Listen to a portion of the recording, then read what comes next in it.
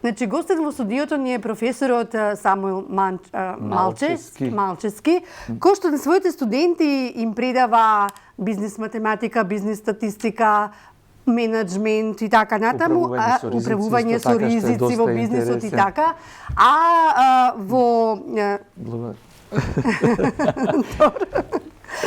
Така,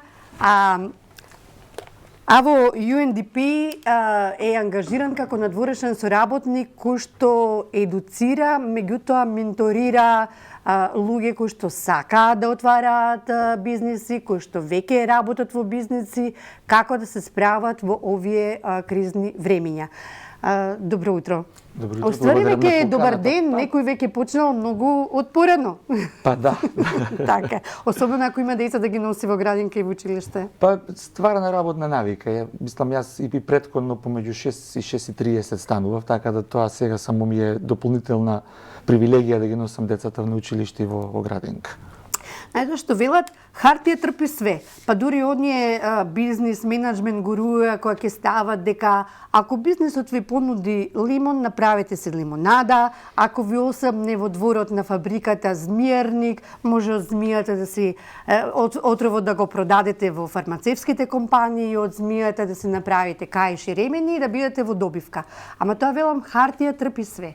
Меѓутоа, во светот на реалноста некако е поинаку. Како да ги навикнеш фирмите, компаниите, кои што веќе се соочиле со криза, кои што подолго трае, да бидат проактивни? Возможно ли е во една ваква рефлексија, еве да збориме сега со војниот конфликт во Украина, фирмите да останат проактивни и да кажат дека на крајот од денот сепак имале некаква добивка? Видете, во моментално ситуацијата со Украина е само една од низете ситуации кои што не се случува. Претходно беше COVID, претходно имавме 2012, 2008 сериозни финансиски кризи. И тоа е еден цел период во кој што најмногу на удар, ајде да кажеме, е бизнис секторот или малите и средни предпријатија кои што го сочинуваат преку 90% од бизнис окружувањето во Република Македонија. И имаат сериозни проблеми и сериозни предизвици со кои што се соочуваат. Како последица на тоа, канцеларијата на UNDP во Македонија пред 3 години почна една платформа која што се вика Biz for All. Генерално идејата на платформата е во неколку сегменти, од испорачување на бизнис менторство до поддршка преку повици, грантови или да кажеме други финансиски инструменти кои што може да ги искористат малите и средни предпријатија и на крај обезбедување на материјали кои што можат самите собственици да ги прочитаат, да ги видат и да ги имплементираат во секој дневната работа.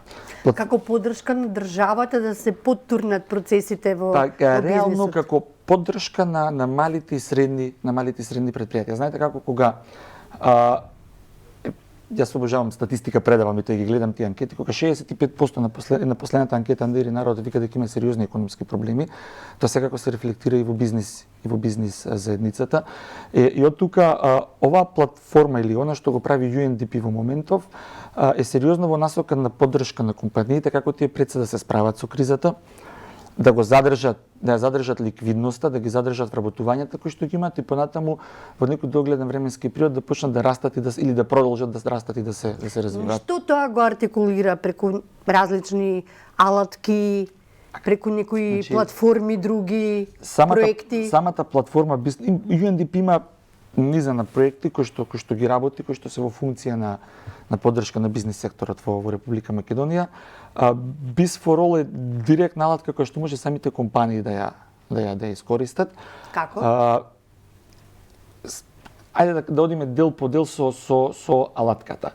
Алатката има од последно и со GoGreen има 2, 4, 6, 7 можности кои што може да ги искористи, почнувајќи од јас и мојот ментор, аплицираат и добиваат менторска поддршка во вид на 10 часа комуникација со ментори, пулот на ментори, околу 60 ментори го работиме тој дел, секој тесно поврзан, тесно поврзан и тесно специјализиран за неговата дејност. Од бизнис планирање, управување со финанси, дигитализација, па се до последната мерка која што е поддршка на зелени бизниси и зелени вработувања. Понатаму имаат акциони планови согласно 9 кога се прави во моментот кога се прават тие акциони планови се гледаше кои сектори се најмногу погодени од ковид кризата и тие 9 сектори добија еден момент на или еден документ кој што се нарекува акцијски план за справување со потешкотиите со кои што се соочуваат тогаш или како да продолжат да работат и да бидат ликвидни. Понатаму веќе го кажав, Going Online е дел во кој што аплицираат за добивање на или експерти за дигитални вештини, кои што ќе му помогнат да ги трансферираат бизнис операциите или додат кон дигитализација. Понатаму делот на поддршка, сите активни повици, кои што се грантови, микро, макро кредитирање и така натаму, или се она што може компаниите да го искористат во функција на нивните бизнис операции, активно се пратат и се објавуваат на тој тап кој што ние го нарекуваме поддршка. Понатаму имаше еден тап нови вештини кои што се пак насочени кон дигитализација, како компаниите полесно да го поминат тој процес на дигитализација. Маркетинг, дигиталниот маркетинг? Па да, имате од момент на како да се промовираат. Да, како да се промовираат, имейл маркетинг, маркетинг на социјални медиуми, па се до дигитализација на процеси внатре во самите компании. И сега, праксата што покажа? Кои компании најмногу очекуваат помош? Тие што се стартап, тие што се во некоја фаза кој што треба сега да прераснат во повисока фаза или некои кои што пак добро им иделе работата, па после почнало да им шкрипи како резултат на ова обкружување воено конфликтно и така натаму. Јас ви кажав дека во ноември сега платформата веќе ја продолжи втората фаза, се прошири и се надгради. Претходно имаше направено мониторинг координаторите во UNDP, има направен пресек што до тогаш работеле менторите или кои компании кои алатки вештини ги добиле. Од анкетата најмногу погодени се микро и малите претпријатија или микро и малите претпријатија во бројка најмногу учествувале во програмата и побарале менторска поддршка од UNDP или од нас како бизнис ментори кои што работиме во тоа. И грантови. Па видете, менторството им помагаат за да дојдат до грантови. Менторството и консултантството е малку различно. Менторството е некаква си прва помош и како компанијата да ја поттикнете понатаму да ги користи оние совети кои што вие им ги давате. Јас лично тој процес околу не ме држи точно зборам, околу 15 компании од досега оние што сум ги менторирал во овие 3 години се одлучиле да побараат поддршка, дали тоа било Македонска банка за поддршка и развој, дали тоа било некоја програма на Фондот за иновации и технолошки развој, некоја програма за агенција на вработување. Другите најчесто се во делот на подобрување на ликвидноста, како да останат ликвидни и активни, да ги продолжат бизнис операциите во време на криза. И предпоставам, вие им правите и својата анализа кои се предностите за каните, со што треба да водат сметка. Неколку алатки како, се например, кои што бирократијата како закана за компаниите. Апсолутно. Значи, неколку алатки се SWOT анализата е составен дел од тоа што го работиме со компаниите, PEST анализата како анализа која што последниве неколку години е актуелна. Исто така работиме cost-benefit анализа, финансиска анализа, детектирање на ризици, стратешко планирање во време на криза. Значи, сето тоа се алатки кои што ги работиме заедно со моите колеги ментори, кои што практично, знаете, не е секој специализиран за се. Сите бираме две главни области во кои што имаме експертиза и две помошни области во кои што се поддршка на овие две главни области. И сега, како оваа криза енергетска, кризата во ресурси, влие кај овие компании, дали типот на помош што сега го бараат е преструктуриран и одговара на овој момент што е сега актуелен? Она кога ќе направите на анализа што се случувало и што биле проблеми со кои што се соочувале компаниите, најчесто е тоа проблем на ликвидност. И кога зборуваме за проблем на ликвидност, има проблем на обртни средства, проблем на зголемени трошоци, проблем со продажба, губење на пазари, дел од нив имаат и погрешни бизнис одлуки и на крај несоодветната финансиска контрола во рамките на компаниите се дел со кој што се соочуваат компаниите и тука е нашиот нашата можност како ментори да им помогнеме на самите компании.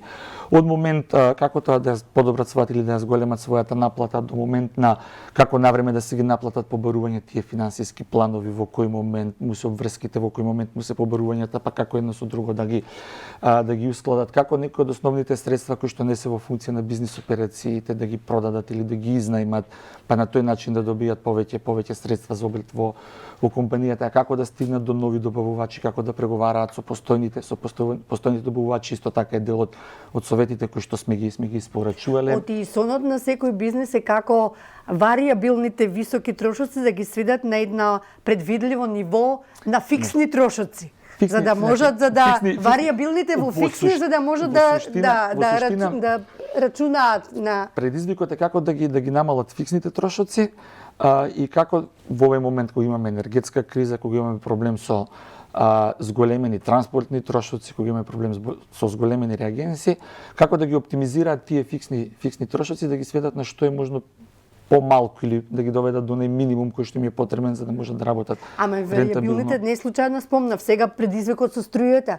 Значи, знаете како го поскапува и производот, ги поскапува услугите и тоа се тие трошоци на кои што мораат да калкулираат за оформување на производот, на цената на услугата и така. Во зависност од бизнисот, некаде струјата е фиксен, некаде струјата варијабилен трошок. Али во секој случај и кај и другите компании е сериозен предизвик при ваков пораст на цената на струјата, како и понатаму да останат ликвидни. Малчевски, може ли да се најде успешна приказна или функционира ли успешна приказна и во време на криза? Па знаете како, јас сум вечен и поправив оптимист и во тој дел и кога разговарам со компаниите кои што биле дел од моето менторство, а јас им кажувам дека и во 2008 и во 2012 имаше сериозни кризи, па многу компании опстанаа и продолжија да функционираат и да работат понатаму. Исто и сега ние имаме многу позитивни примери од компании кои што го поминале процесот на менторство, ги детектирале нивните слабости, ние како ментори сме им дале насоки како да ги отстранат тие слабости, продолжили понатаму да функционираат и не само што функционираат и да растат во некој одреден временски период. Дали е ова време за бизнисот за дефанзива, односно зимски сон, или сепак нуди предизвици за покачување на бизнис благодетите? Зависи од бизнис до бизнис и од бизнис сектор до бизнис сектор. Во некои бизнис сектори ова е време во кое што треба да се опстане и да се преживее. Главно за кои сектори збориме? Па зборуваме генерално за секторите кои што се поврзани со производство, каде што порастот на реагенсите на светските пазари сериозно влијае на бизнис операциите. Визави бизниси кои што се во делот на услуги, кои што немаат толку високи трошоци, пони гледаат можност да опстанат и да го зголемат својот обрт или да го зголемат своето учество на пазар с финансиите, профитот кој што го остварува. Инвестирањето во иновативноста пали? Видете, генерално поддршка бараат микро, мали предпријатија кои што немаат голем простор за иновативност. Ама збориме за иновативност и во процеси, не само на производи, нели? Дефинитивно нам каде што може да се направи оптимизација на бизнис операциите и тоа како пали иновативност и тоа како иновативност има клучен момент но пак станува збор за оптимизирање на тие трошоци кои што се дефинитивно зголемени во изминатиот период. Знаете што пред неколку дена имав тука гостот ми беше познатиот банкар Глигор Пишев, изборувавме за сите овие предизвици, рефлексијата на војната во бизнисот, економијата и ја начнавме темата за работна сила, особено за квалификувана работна сила и дека тоа е светски тренд на флуктуација на работната сила, одливот на мозоци на работна сила, Македонија се разбира дека не е надвор од тие трендови.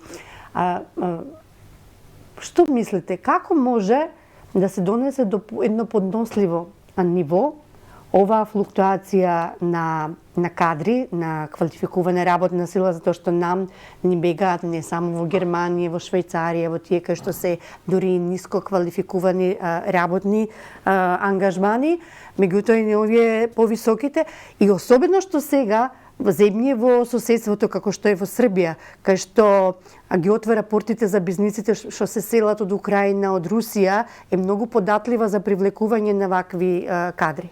Како тоа да го направиме одржливо? Проблемот со миграција на работна сила е светски проблем. Например, според Центарот за глобален развој, тоа е на европска организација, 44 милиони работни места до 2500 ќе фалат само во Европа. Исто така, Стопанската комора на САД вика дека има над 10 милиони слободни работни места во овај момент во Соединетите американски држави, и тоа е процес кој што неминовно влијае на нас. Ако земете дека Отворен Балкан како иницијатива добива се поголема поддршка меѓу населението, очекувано е дека некако таа миграција на работна сила ќе се движи, ајде да кажеме, понекај север, под Србија, од Србија. Може како закана да не биде Отворен Балкан? Па, зборам во овој контекст. Во делот на работна сила, да. Во делот на работна сила, поготово што Западен Балкан поддршката сериозно расте според последните анкети.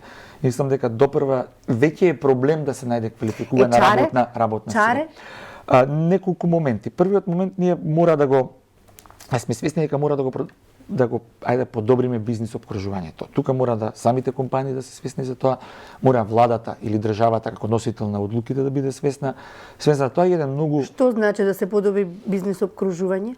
Па знаете како од делот на работни услови, делот на плати, делот на коучинг или вложување во кадрите, инвестирање во нивно дообразование и надградба, се работи кои што може и компаниите да ги применат за да ги задржат своите вработени, и владата да има сериозни мерки кои што ќе ги стимулираат компаниите да го прават тоа. Ма тоа ќе значи дека вие ќе треба некој да ги едуцира или да ги поттикнува и работодавачите, зашто има еден дел од нив кои што се уште сметаат дека инвестирањето во образование на кадрите е трошок, а не инвестиција. Видете, знаете како, ако се работи на подигање на свеста, да со тоа инвестирање во кадри на крајот на годината не ќе имаат поголем профит за компанијата, ако така го перцепираат, тогаш лично ќе се одлучат да инвестираат во кадрите. А ако тоа го гледаат како трошок на крај на годината, тешко дека ќе може, и тука станува збор за подигнување на свеста. Еден сериозен проблем кој што го имаме. И за промена на менталниот код на дел од нив. Еден сериозен проблем кој што го имаме ние, тоа што за жал ние цело време зборуваме за реформа на образовниот систем, а 30 години некако тонеми се враќаме назад. Во време кога економијата се трансферира во економија на знаење, кога вие клучни ви се техничко-технолошки, биотехнолошки, природно-математички науки за генерирање на добра и на услуги, ние за жал конкурсите за нашите универзитети од година во година се припишуваат истите, и ние немаме генерално политики кои што се ориентирани кон побарувањата на пазарот на труд. Ако на тоа го дадеме дека сериозно немаме никаква реформа во средното стручно образование, да не зборуваме за образованието на возраст или за тој центар на образование на возрастни кој што го имаме на хартија, суштински никако не функционира. Дополнително се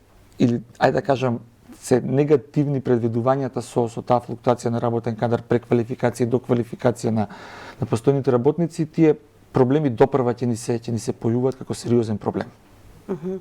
Каков тогаш модел на образование, па и на високо образование ќе запали кај нашите деца, за да можеме да очекуваме дека тие наместо како полупроизвод да не отидат надвор во светот, да не останат тука? Треба да се направи прва една сериозна анализа каде ние грешиме изминатите 30 години. А некаде грешиме че има таква флуктуација на кадри, че младите ни се селат. Понатаму, следно нешто што мора да се направи таа компаративна анализа, да видиме што поблиското обкружување прави, што поширокото обкружување прави, или што се прави во рамки на нашето соседство, што се прави во рамките на Европската унија. После тие две анализи, ние можеме да зборуваме кои се политиките на краток, среден и долг рок што ќе ги примениме за да ги подобриме нештата.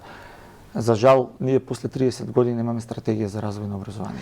Што ние немаме анализи, еден момче или девојка кој што сега треба да нели ќе завршат матура и треба да се определат каде ќе го приложат високото образование, ќе ти каже па јас немам нерви да давам втора, трета шанса на државата, па гледаш што ни се случува во државата, кои добиваат работни позиции, кои се, не знам, во институции на систем ги ангажираат, јас затоа фаќам џаде надвор од државата. За жал... И немаш аргументи да ги спречиш дека тоа не За жал, така.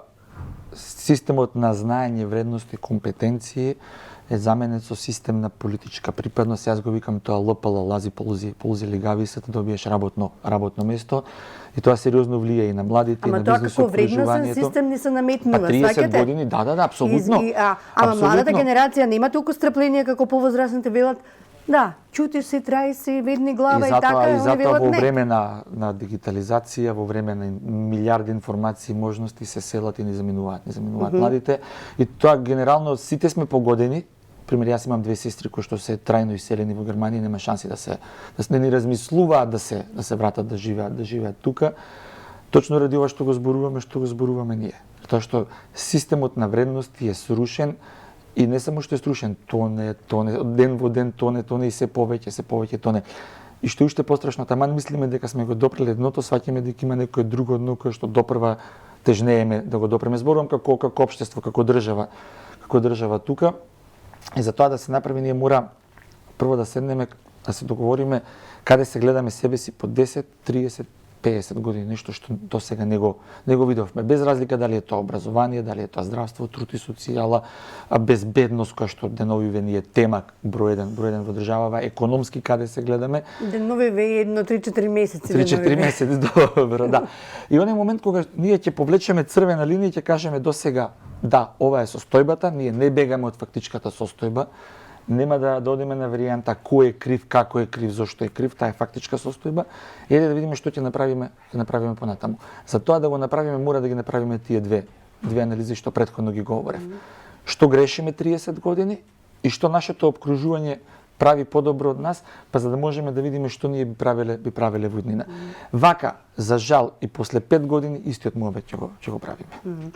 Јас сакав да ви изненадам денеска и ви повикав во студиото една личност кај што сте ја менторирале вие во процесот на отварање на свој бизнис, а сега е време да ја представам, тоа е младата Мартина Павлович, која што одлучила да не замине, како незините другарки и другари, надвор од Македонија, ама тука да се бори во земјата и решава да отвори хотел за домашни миленици. Добро утро.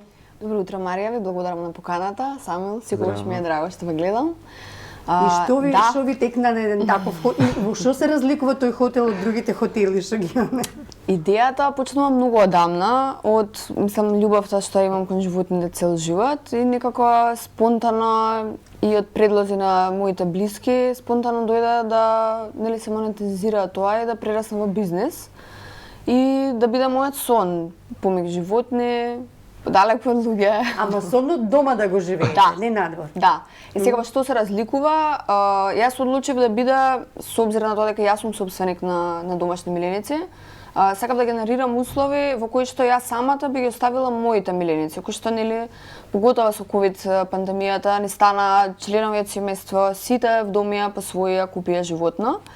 И меѓу другото, сакав да создадам услови каде што на сите собственици ќе им биде лесно да ги остават нивните миленици и да патуваат исто со леснотија, знаејќи дека им се безбедни, дека се чувани, дека се сакани. И во што се разликува овој хотел од другите што ги има исто така во државата хотели за миленици? Во тоа што имаме отворен концепт, тоа значи дека како што се живее животното кај вас дома, исто на тој начин живее и кај нас. А се ги чувате дома, у дневна соба, у спална? У дневна, баш, да.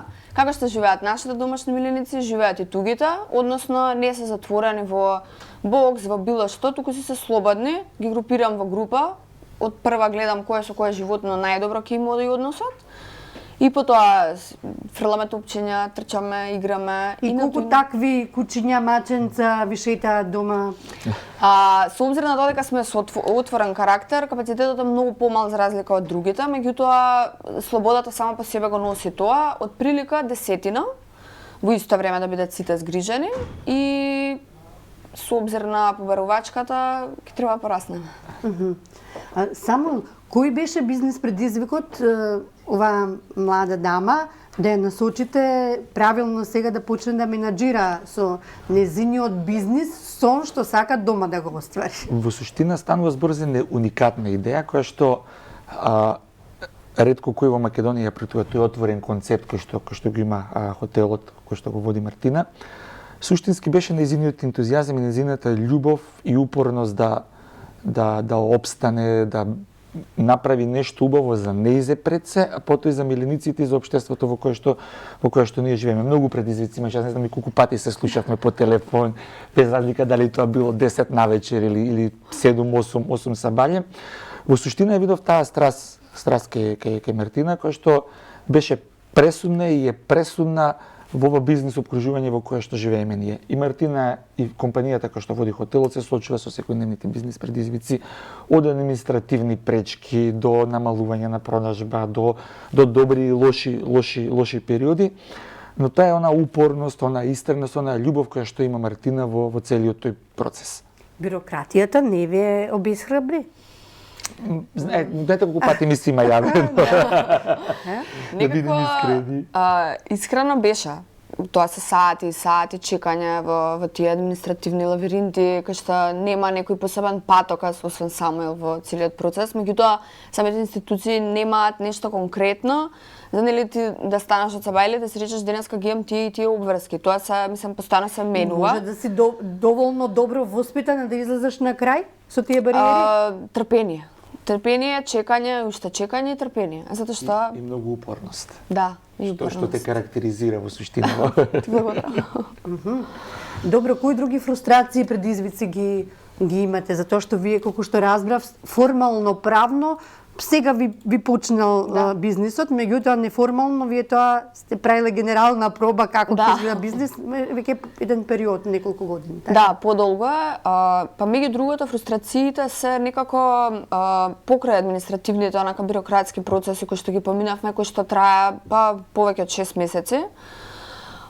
Сега во моментов е најмногу финансиската криза со која што се соочуваме, со нели да се одработат само режиските трошоци кои што се потребни и тука не разговараме за заработувачка, зборуваме само за режиски трошоци и можам да кажам дека како мал бизнис тоа е една од најголемите предизвици со кои што јас се соочувам, затоа што имаме многу хотели, има работа за сите, меѓутоа финансиската криза и кај клиентите исто така постои и кај нив. Не патуваат луѓето толку многу, се штедат за одредени датуми.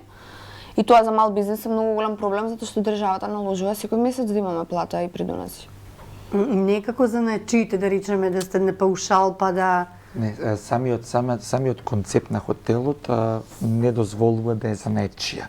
Значи она може да биде или трговец поединец или доел, во случајот доел и од тука нема простор за паушал. Значи законската регулатива е тука и тоа е нешто сериозно кое што треба да се размисли, поготово за такви мали убави бизниси кои што е на Мартина бизнисот, како барем првите 3 години додека не застанат на нозе, додека не генерираат приходи, додека се уште се во фаза на инвестиции, на запознавање на пазарот, на маркетинг, на рекламирање, да им се помогне и да може тие компании и понатаму да продолжат да функционираат. Мартина, што тука ви се најде UNDP во целата оваа приказна?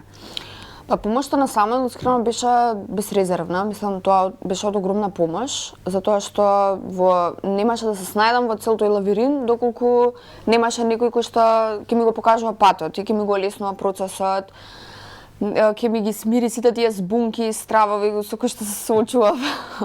Доаѓаше на состаноците со тефтерче во кој што имаше 20 прашања. Буквално. Да, и сега ги одговараше сите, и прашање по прашање одевме што е јасно, што не е јасно во целиот тој процес, ајде да го кажеме како процес. Немате се уште пари, добивка за работка нема, насмевка на лице има и желба за развој на бизнисот, ама како ќе го развивате? Јас најпрво би одела со проширување на концептот, затоа што побаровачката веќе го бара тоа. Освен тие едни погодени месеци во годината, кај што, нели, зависно од сезоната, работата намалена. Меѓутоа, во ударни датуми имаме побарувачка за уште. Сега тоа е мојата прва идеја, проширување на капацитетот. Меѓу другото, се интересирам и за ветеринарниот факултет, со што би можела да го надоградам бизнисот со такви услуги. И крајно мојот најголем сон е да имаме еден центар за рехабилитација кај миленици, кај Оти разбрав физиотерапевстве, така? Да, струка сум тоа, да, и би сакала тоа знаење поврзано со љубовта со животните, да имаме еден таков центар каде што ќе имаме за рехабилитација на милениците? Да. И не само за тоа, туку и за рекреативно трошење на енергија, развивање на моторика и кај нив. И на тој начин би имале нешто кое што ни треба тука, и не би идела, например, во странските држави како во Англија. Туку продуктот... Нема овде во окружувањето? Нема? Немам. Тоа може да звучи недобре приказна, што може и да се реализира. Од државата вие добивте пари за отпочнување на бизнисот? Да, тоа беше грант за самовработување, кој што агенција за 5000 евра. Аха, и тие 5000 евра ги добивте или треба допрва да ги... Ги добив. Аха. И со тие имавме можност да набавиме репроматеријали, да на тој начин да вложиме во бизнисот како почеток и меѓу другото да го формализираме бизнисот и да се самовработиме. Како таква е супер идеја. Ако јас се прашувам, би го намалила бирократскиот процес, затоа што верувам и ако не се прашувате само вие и другите да се прашуват. Верувам, затоа што тоа само по себе беше еден преголем залог за јас како човек што не водел фирма никогаш претходно, да се носам со сето тоа. Мене во таа приказна ми помогна многу Самуел. Меѓутоа претпоставувам ако било кој млад претприемач се соочи со таков предизвик и нема толку посветен ментор, не е возможно да се изоди патот. Сега би те дополнил само тука, не е само Самуил во процесот, веќе јас спомнав околу 60 луѓе сме кои што активно работиме во програмата на менторство и секој еден од нас е посветен во процесот кој што сум посветен јас, и на крајот на денот е младите луѓе или компаниите или бизнисите кои што имаат сериозни проблеми да добијат поддршка. И таа поддршка некако понатаму да продолжи да трае. Тоа не е процес кој што јас со голем дел од компаниите до ден денес сум во комуникација. Тоа не е процес кој што еднократно и завршува. На крајот на денот и самиот UNDP вложува во програмата зашто гледа дека има резултати. И тоа е битното. Оно што е битно да вакви успешни и убави приказни понатаму продолжат да функционираат без разлика на се што општествено ни се случува. Само за да биде успешно треба да опстои, да не се откаже. Јас веќе спомнав дека ликвидноста е сериозен проблем не само кај Мартина, кај многу мали и средни претпријатија, поготово во овие неколку години. Еве Мартина, нека биде и урнек и добра платформа за тие што се думаат се уште дали да останат во државата или да си го барат чарето некаде. Дека не е лесно, тешко е, ама дека е нешто што не е неизводливо. Мене идејата ми е позади сето тоа, мислам, брат ми самиот е оцелен, пола од моите пријатели од средно, од факултет, од сите аспекти во животот, се оцелени. Меѓутоа, кај мене некако останува дека би сакала да творам и да го оставам тоа тука, да биде тоа во мојата матична држава. И не би сакала да го правам во туѓа држава, затоа што е многу лесно да отидеме надвор, каде што ги имаме законите, имаме нели сение по кејф генерално горе-доле, подобро од тука. Меѓутоа предизвикот е да се остане тука и да се бориме со овој систем, со овие бирократски процеси, со овие закони и верувам дека еден ден, не знам, можеби моите деца ќе уживаат во тој плод. Колку е убаво вака да се слушне една оптимистичка приказна за промена. За промена, да. На двајцата ви благодарам што бевте дел од денешниот вторничен утрински печат. Секој добро ви посакувам. Убав ден. Благодарам. Ние одиме со реклами, а потоа имаме гости во студио.